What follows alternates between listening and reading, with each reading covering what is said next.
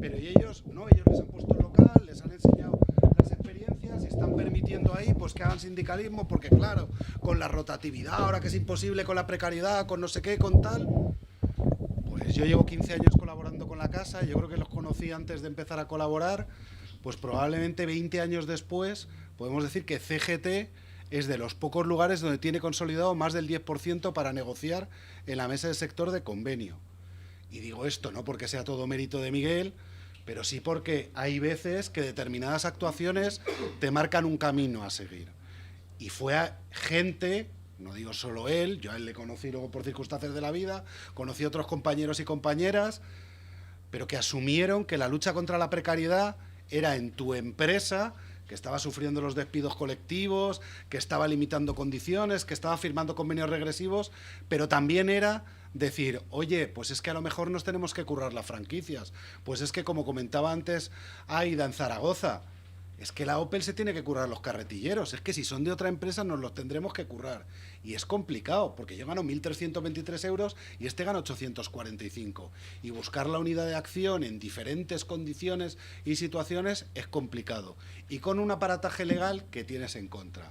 Entonces, la hoja que habéis leído es inventada, por supuesto, es un modelo cogido de internet, pero yo ahora pregunto, y ahora yo me encuentro eso en la empresa y ¿qué hago? Quiero decir, más allá de lo que dice Aida, ¿no? De llamo al abogado, llamo a los servicios jurídicos, comento, firmo, recibí no conforme. Bueno, pues lo primero, no es casual, no está equivocada la fecha. Pone 20 de octubre a propósito. Bueno, pues evidentemente si tú firmas recibí no conforme y no te has fijado la fecha, pues a lo mejor te has comido 4 días para impugnar la modificación. Esto se supone que es una simulación de modificación sustancial, de carácter colectivo aplicada individualmente. Pero ahora voy al otro lado. A mí me llaman y estoy como abogado y me dicen, oye Raúl, ¿se nos puede bajar el sueldo? Sí, no, regular, quiero decir. Ahora lo veremos de pasada, porque en línea con lo que comentaba antes Miguel, tampoco se trata de que todos y todas salgamos de aquí siendo abogados y abogadas, sino de tener un poco claro el esquema y ya buscaremos luego donde tengamos que mirar. Si a ti te dicen, ¿se me puede bajar el salario? Pues en principio en abstracto la respuesta sería sí. Eso no significa que ese papel sea legal, eso no significa que te lo tengas que comer incluso aunque sea legal. Pero evidentemente sí que nos encontramos con que primero puede haber una modificación sustancial de las condiciones de trabajo.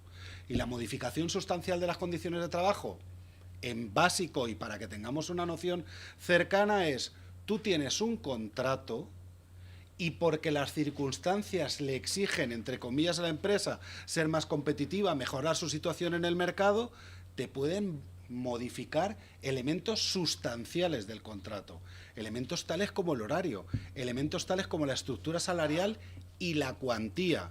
Vas a tener de límite tope el convenio, pero quiero decir, te pueden modificar elementos. Y eso lo puede hacer la empresa. En este caso es mentira porque lo que no puedes hacer es una modificación colectiva a la empresa sin pasar por la negociación colectiva.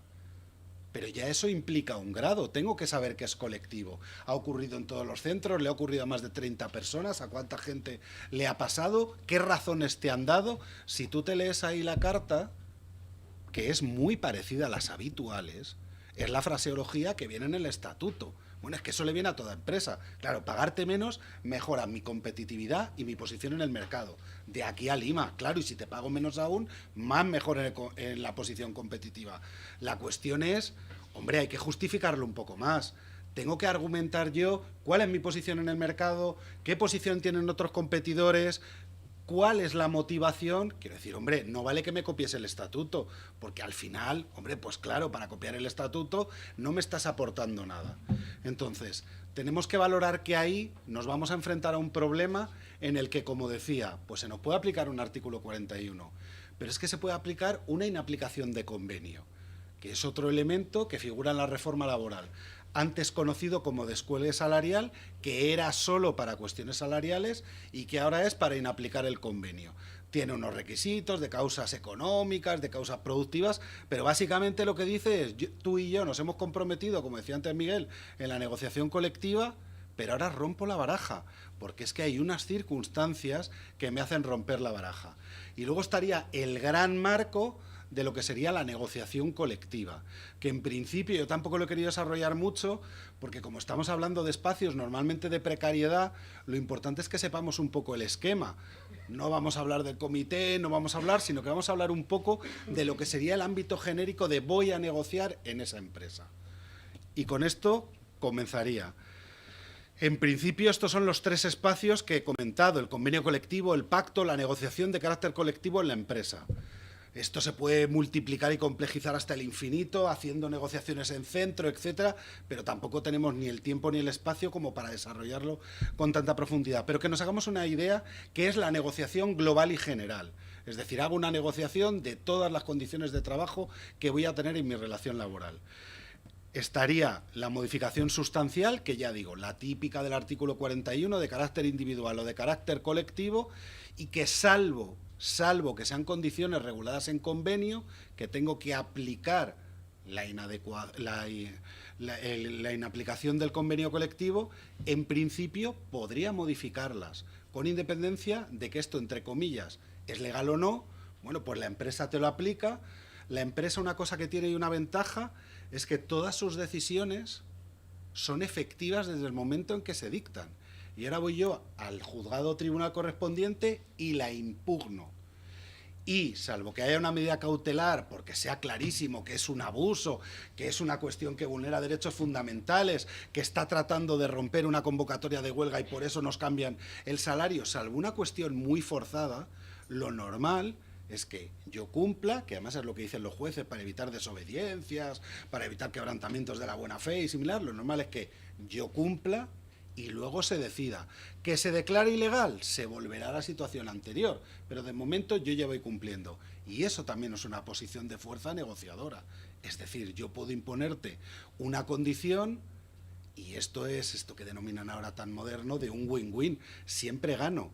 ¿Qué puede ocurrir? ¿Que me lo tumba un juzgado mañana? Bueno, pero yo de momento te he puesto a ti entre la espada y la pared.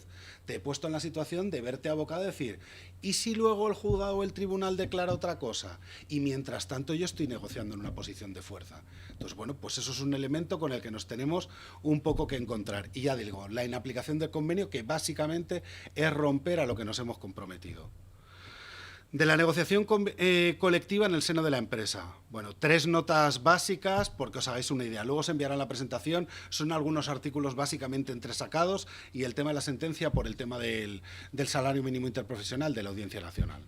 Básicamente, la primera cuestión es la reforma laboral del año 2012 no ha disparado los convenios de empresa, pero porque yo creo que ya ha atornillado los convenios de sector. Y es, ¿qué hace la reforma? Prioriza el convenio colectivo de empresa. De tal manera que si yo tengo un convenio colectivo de sector como empresario que no me gusta, puedo abrir una negociación con mi empresa y en la mayoría de elementos fundamentales, luego veréis ahí el listado, pero básicamente son los elementos fundamentales de la negociación colectiva, puedo ir a la baja de ese convenio de sector. Esto fundamentalmente se hace para reventar los convenios colectivos provinciales.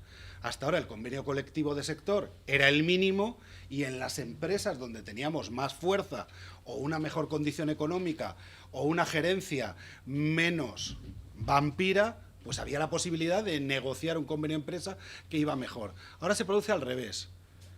Esto no me niego a hacer una breve nota, y es cuando se regula la negociación colectiva en este Estado, en los años 70, los trabajadores y trabajadoras donde tienen más fuerza es en las asambleas de fábrica. Y son las propias gerencias empresariales las que defienden el convenio colectivo de sector porque dicen, claro, es que fulano no tiene capacidad de aguantar una huelga, no tiene capacidad de aguantar un conflicto con su plantilla. Pero oye, ya si hablamos de toda la patronal, ahí hacemos una mutualidad colectiva y sí que tenemos esa capacidad negociadora.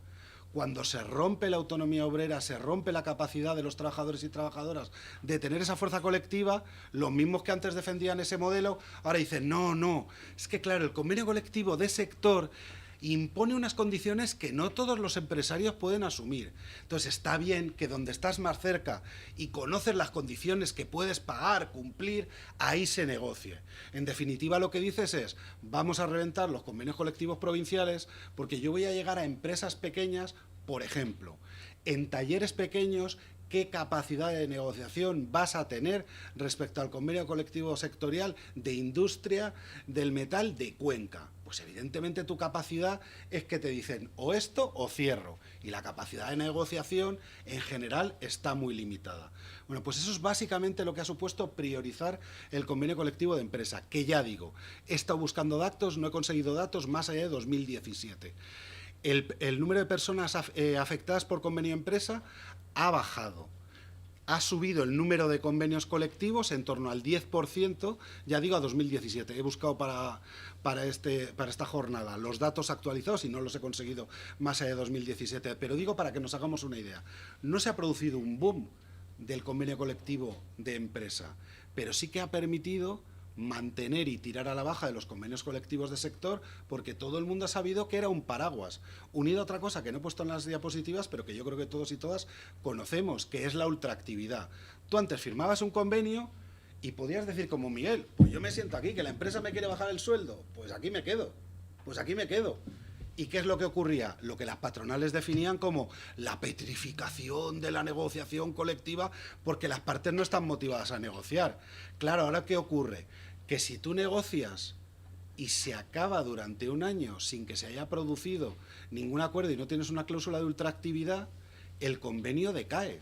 Y que decaiga el convenio conviene que pasas al convenio de sector de aplicación, con lo cual tu convenio has perdido esa posibilidad de decir yo me cruzo de brazos y si tú quieres cambiarme el convenio por el convenio partido por la mitad, no negocio. Bueno, pues ahora tengo una posición de fuerza y es que ese convenio, una vez que pase la negociación colectiva, si no tienes firmada una cláusula de ultraactividad que establezca otra cosa, que establezca que se mantiene ese texto, lo vas a perder. Y es otro elemento de presión.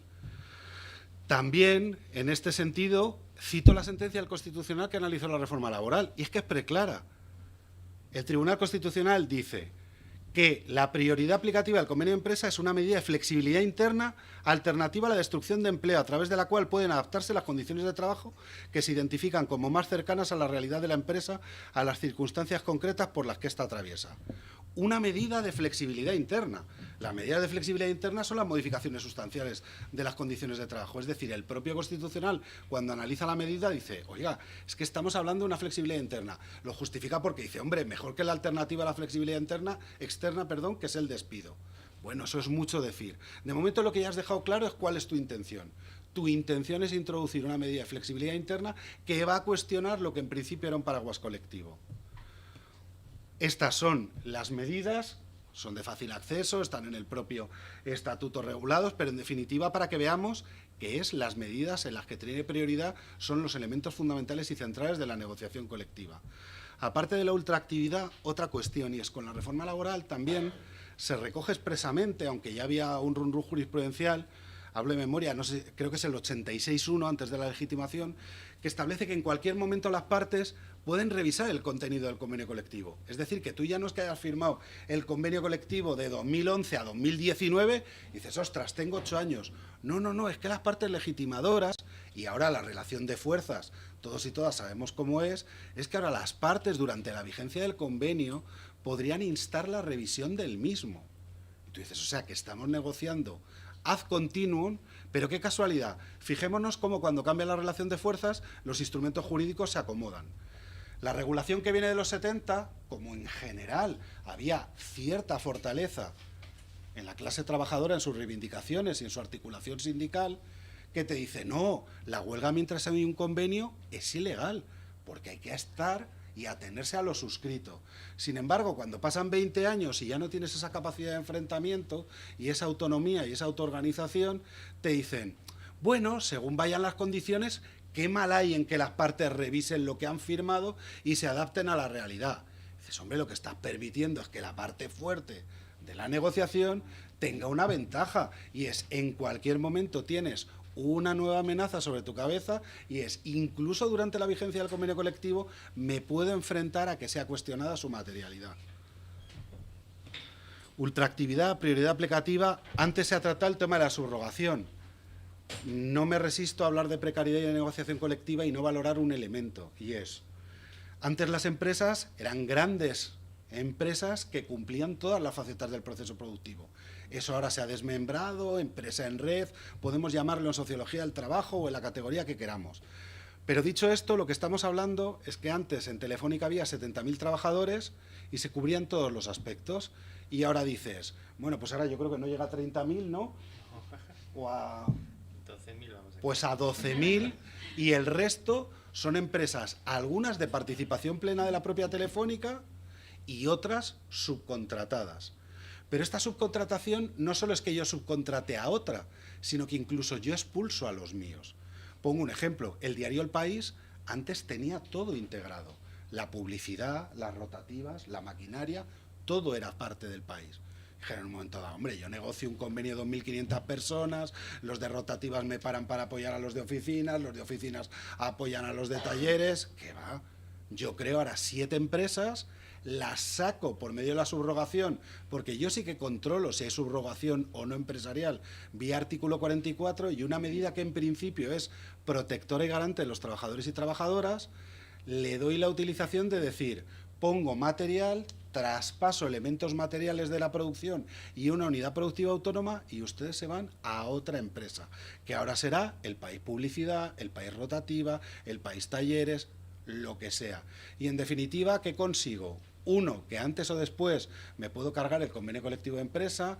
Dos, que puedo negociar convenios colectivos de empresa con más facilidad, con menos plantilla y con más coste, o sea, con menor coste sindical y de esfuerzo, y una atomización de las condiciones de trabajo. Y ese es un elemento que también se está utilizando, no solo porque subcontrate a otras empresas, sino porque incluso utilizo la descentralización en una manera en que yo regulo como factor de precarización. La inaplicación del convenio colectivo, yo creo que en principio no es de los elementos más utilizados. Sí que voy a dar 2 notas. Básicamente, veréis luego en la presentación y en el estatuto, 82.3 del estatuto, lo que viene a regular es que me puedo bajar del convenio que he firmado. En realidad, si te fijas, son las cláusulas de la flexibilidad externa, pero rebajadas. Es decir, si en uno dices a lo largo de 3 trimestres, en el otro vas a 2. Pero en realidad lo que estamos hablando es, oiga, hay una situación novedosa y entonces esto lo cargo sobre los trabajadores y trabajadoras no cumpliendo mi parte del convenio colectivo, que es inaplicar. Y ya digo, jornada de trabajo, horario y distribución del tiempo, régimen de trabajo a turnos, sistema de remuneración y cuantía salarial, sistema de trabajo y rendimiento, funciones y mejoras voluntarias de la acción protectora de la seguridad social. Todo el elemento y la arquitectura básica de lo que es un convenio colectivo, ante determinadas causas, como ya digo, causas técnicas, causas económicas, que en definitiva están muy cercanas a lo que sería el despido colectivo, pero levemente rebajadas. Otro instrumento que en la negociación colectiva tenemos que tener en cuenta de cara a la precarización. Se negocia con el modelo similar al de la modificación sustancial de las condiciones de trabajo de carácter colectivo, y desembocaríamos en la modificación sustancial de las condiciones de trabajo. La modificación sustancial viene a ser un instrumento que se utiliza en un doble factor.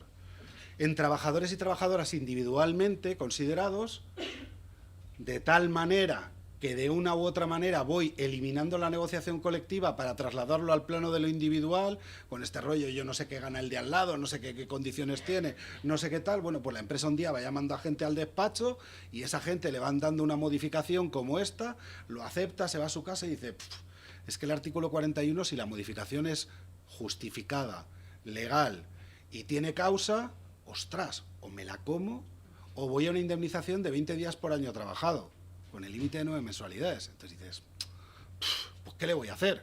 Pues ahí a seguir. Y de repente en una empresa en la que hasta podemos tener presencia sindical, le han podido modificar las condiciones a 50, 30, 23 personas y no ha pasado por ningún control sindical. Y digo esto porque son cosas que ocurren en la realidad y son casos que han pasado. También nos podemos enfrentar a que nos pongan como alternativa, bueno, no me vas a negociar un convenio, no sé qué, pues voy por el artículo 41 y volvemos a la misma. La empresa, salvo que haya una respuesta sindical potente, dice, ¿qué es lo que puedo perder? Yo intento hacer una medida del artículo 41.4 y si no está recogido en el estatuto, que luego un juez me la declara nula y tengo que pagar lo que debía o tengo que volver a las anteriores condiciones, bueno, pues he conseguido una posición de fuerza negociadora y además de eso, bueno, pues me he encontrado con que en esa posición negociadora de momento no lo he aplicado. ¿Que luego me lo declaran nulo? Bueno, pues volveré a la situación anterior. Incluso hay jurisprudencia que dice, esto está por ver cómo se clarifica, pero que dice, bueno, se declara nulo, pero no hay por qué volver a lo anterior, se declara nulo y empezamos desde aquí para adelante. Y esto ha ocurrido, quiero decir, en determinadas resoluciones. Entonces, bueno, pues eso es un poco con lo que nos encontraríamos. También creo, en relación con lo que decía Miguel, que hay que señalar varios elementos y más enfocados al tema de la precariedad. La mayoría de aquí, o muchos y muchas de aquí, tenéis más experiencia sindical que yo, con lo cual, pues esto suena un poco a exceso. Pero de verdad que yo me estoy encontrando con niveles ahora de sindicalismo que podría decir decimonónico. Y pongo un caso real. Trabajadores que no cobran ni paga extra ni nocturnidad. Con toda la inocencia y la creencia que vivimos en un Estado democrático y que en las relaciones laborales se aplica esa democracia, pues presentan un escritito firmado por 3-4, oye, que creemos que me tienes que aplicar la nocturnidad y las horas extras, pues o nos las pagas o las dejamos de hacer o pues como veas que queramos hacer. Al día siguiente, en una franquicia de alimentación, están los 4 vinculados al escrito en la calle.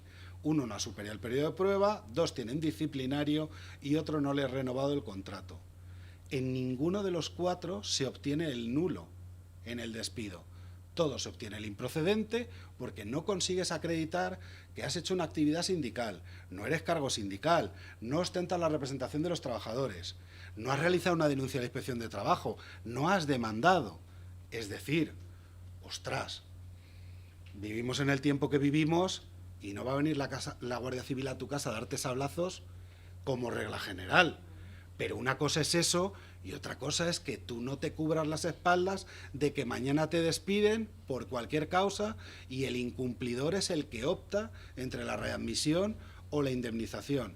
Entonces, cuando intervenimos y colaboramos con compañeros y compañeras en situación de mayor precariedad, pues parece mentira, pero hay que explicarles en qué mundo se están jugando los cuartos. Hay que explicarles que es que si a ti mañana te despiden, a lo mejor no es el curro de tu vida, pero llevas 6 meses haciendo acción sindical para que se paguen las horas extras o para que se pague la nocturnidad o para que se pague la extraordinaria de marzo, que es que nadie ni conocía que estaba en el convenio y de repente ese año se ha ido al garete porque los 4 salís de la empresa. Entonces, bueno, que esos elementos también se valoren. Como decía Miguel, también que valoremos el marco negociador. Es decir, yo voy a negociar en un centro de trabajo, voy a negociar en una empresa, dónde va a ser el ámbito y qué de los elementos voy a negociar. Voy a negociar reactivamente porque me quieren modificar las condiciones de trabajo, voy a negociar un nuevo convenio colectivo, estoy negociando un acuerdo de empresa, qué elemento estoy negociando. Entonces, todas esas cuestiones, pues también que vayamos un poco a tenerlas en cuenta dentro de lo que sería el marco general de la negociación colectiva. Y en principio, pues también lo que decía Miguel, no podemos ser todos y todas abogados y abogadas. E incluso los abogados hay para cosas que no tenemos respuesta, que desconocemos, que hoy los tribunales dicen A y mañana dicen B, pero sí que hay que tener un mínimo conocimiento de nuestro convenio aplicable, de qué convenio se puede aplicar o no a los que están a nuestro alrededor, de si podríamos plantearnos la cesión ilegal, de saber un poco qué es la subcontratación y en qué medida nos puede afectar, y esos elementos hay que tenerlos. Y luego una cuestión relacionada con la negociación colectiva, con el tema del argumentario y para cualquier cosa es una pesadilla. Y nosotros, además de hacer sindicalismo, curramos. Y además tenemos que conciliar la vida laboral y familiar. Con lo cual yo sé que esto es complicado y además yo no me dedico a eso. Pero hay que tener cierto conocimiento de qué cuentas está presentando la empresa, qué memoria, a qué grupo pertenece, qué está haciendo. Porque el día que me llegue un despido colectivo, en la negociación de convenio igual tenemos más tiempo, pero un despido colectivo, una inaplicación de convenio, una modificación sustancial de las condiciones de trabajo, va a ser complicado que tengamos capacidad. Y con esto, y ahora me ofrezco para lo que nos queréis plantear, si Miguel no se tiene que ir, digo porque me dijeron que diera una nota sobre el salario mínimo que se ha planteado antes. En principio, la sentencia, y la tenéis, la sentencia de la Audiencia Nacional de 24 de mayo de 2019, se puede conseguir en Internet, es en un caso en el que se plantea un poco la duda que antes planteaba Miguel. llegan unos compañeros y dicen, oiga, es verdad, yo estoy cobrando 1.300 euros, creo recordar de memoria, pero estoy ganando 800. Oiga, a mí me tienen que subir 100 porque el salario base, y la Audiencia Nacional más o menos viene a decir lo siguiente. Oiga, es verdad, está los 900 euros mensuales, los 12.600 anuales, pero oiga, es que lo que hay que valorar es si los complementos son de naturaleza homogénea o heterogénea. De manera que si los conceptos son salariales y no tienes una cláusula de blindaje que diga que no son ni compensables ni absorbibles, puede que se considere que está dentro de y que por lo tanto el salario base no tienen que subírtelo. De todas maneras, digo aquí 3 notas. 1, hay que pelearlo. 2, hay que saber jurídicamente dónde vamos a llegar. Lo normal es que te suspendan el procedimiento. Pero digo esto por lo siguiente. Tú planteas una cuestión ante la Audiencia Nacional. CGT, permisos en el seno de las empresas. Y dices, oiga, que es que la jurisprudencia acaba de salir una sentencia del Supremo que ha dicho tal, y te dicen las empresas. Es una, como la jurisprudencia son 2 sentencias con el mismo contenido y en igual sentido, yo no me siento condicionado para aplicar. Ya veremos si vuelve a subir. Y de momento siguen aplicando. Bueno, pues en esto un poco igual. Que sepamos qué recorrido y a qué nos vamos a enfrentar, pero de momento hay una sentencia de la Audiencia Nacional. Quiero decir, hay TSJs que podrán decir otra cosa y está por ver qué dice el Supremo. Y está por ver qué dice el Supremo en 2 ocasiones. Lo normal es que cuando lleguen haya una sentencia de pleno y ahí ya haya poco que discutir. Pero digo esto en ese sentido de, bueno, se puede plantear, se puede reclamar y se puede seguir exigiendo algo que en principio no dice la norma. La norma no dice, este es el salario mínimo con sus complementos. Eso no lo dice la norma. Es una interpretación del artículo 27, es una interpretación del Real Decreto 2018 que reguló el salario mínimo interprofesional y el artículo 27 para decir, no, engloba todos los conceptos salariales. Bueno, se pueden defender conclusiones alternativas. La voluntad del legislador, que desde luego es clarísima, que los complementos no se perciben en toda ocasión y en todo momento. Entonces, en cada ocasión voy a tener que hacer una reclamación nueva. Quiero decir, hay elementos para defender una interpretación diferente. Que sepamos que está esta sentencia, pero que eso tampoco suponga cerrarnos nosotros las puertas a nosotros y a nosotras mismas, porque es algo que está en el debate jurisdiccional. Ahora, el primer pronunciamiento de calado y de cierta importancia, porque la Audiencia Nacional pues sería por donde pasarían todas las demandas de carácter colectivo estatal, dice lo que dice. Entonces, que sepamos que esto hay, pero que se puede pelear. Y con esto ya habría terminado. Gracias.